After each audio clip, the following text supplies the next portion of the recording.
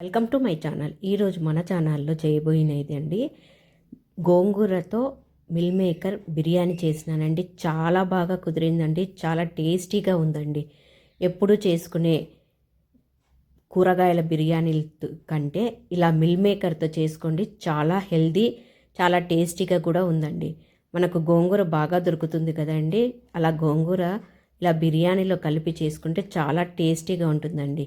ఈ బిర్యానీలోకి నేను రాయితా ఉల్లిపాయలతో చేసి సర్వ్ చేసుకున్నానండి. చాలా టేస్టీగా ఉంది. దానికి కావలసిన పదార్థాలు ఇలా మిల్ మేకర్లని కొంచెం సేపు నానబెట్టుకోవాలండి. ఒక 5-10 నిమిషాలు నానబెట్టుకున్న తర్వాత మనము ఒక కడాయి పెట్టుకొని బ్రౌన్ ఉల్లిపాయలు అయ్యేదానికి సన్నగా పొడువుగా తరిగికొని నేను వేయించుకుంటున్నానండి. ఇవి కొంచెం దూరగా వేగడానికి కొంచెం ఉప్పును కూడా యాడ్ చేసి బ్రౌన్ కలర్ వచ్చేంత వరకు వేయించుకున్నానండి. వాటిని పక్కన తీసి పెట్టుకొని ఇలా నీళ్ళను మరిగించుకుంటూ మరుగుతున్న నీటిలో ఇలా నానబెట్టిన మిల్ మేకర్ని వేసి ఉడికించుకున్నానండి.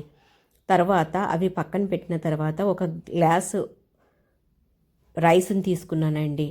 బాస్మతి రైస్ని తీసుకున్నాను. వాటిని లైట్గా ఇలా 2-3 సార్లు నీళ్ళతో కడిగి పెట్టుకున్నానండి. తర్వాత 2 గ్లాసులకు నీళ్లు పోసి, ఒక గ్లాస్ బియ్యానికి 2 గ్లాసుల నీళ్లు పోసి మరుగుతున్నప్పుడు చెక్క, లవంగము, ఇలాచి, జీలకర్ర, ఉప్పు వేసి మరిగిస్తున్నానండి. అంతలోపల మనము మిల్ మేకర్ని ఉడికించుకొని పక్కన పెట్టుకున్నాం కదండి, వాటిని నీళ్ళనంతా పిండేసి వాటిని కొంచెం సేపు మ్యాగ్నేట్ చేసుకుంటున్నానండి. ఇలా పెరుగు, పసుపు, ఉప్పు, కారము, అల్లం వెల్లుల్లి పేస్ట్ వేసి బాగా కలిపి 10 నిమిషాలు ఇలా మ్యాగ్నేట్ చేసి పెట్టుకుంటున్నానండి. దాంట్లోకి మనం వేయించి పెట్టుకున్న ఉల్లిపాయలను కూడా వేసి పక్కన పెట్టుకున్నానండి.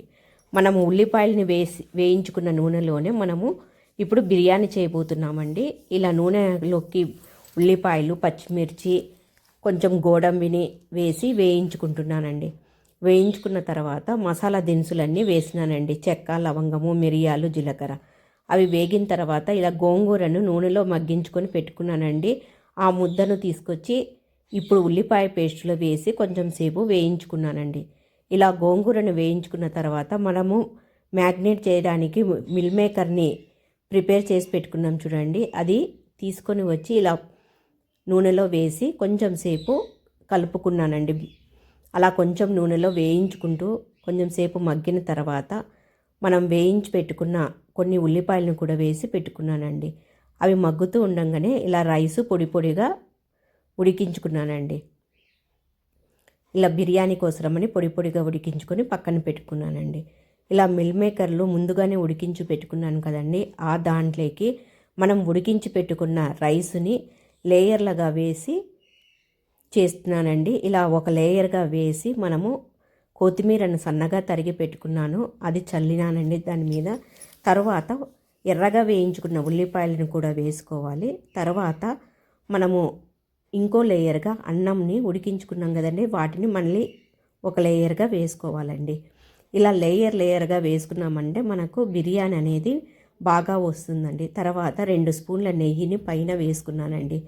తర్వాత నిమ్మకాయను కూడా పిండుకున్నానండి, రసాన్ని.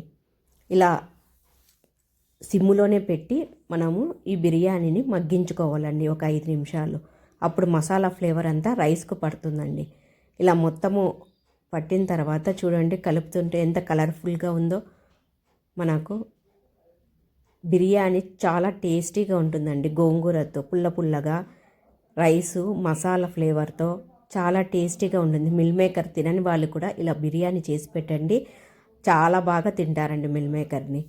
మనకు ఎంతో హెల్తీ ఫుడ్ అండి. చేసుకోండి మీరు కూడా, రాయితాతో సర్వ్ చేసుకోండి.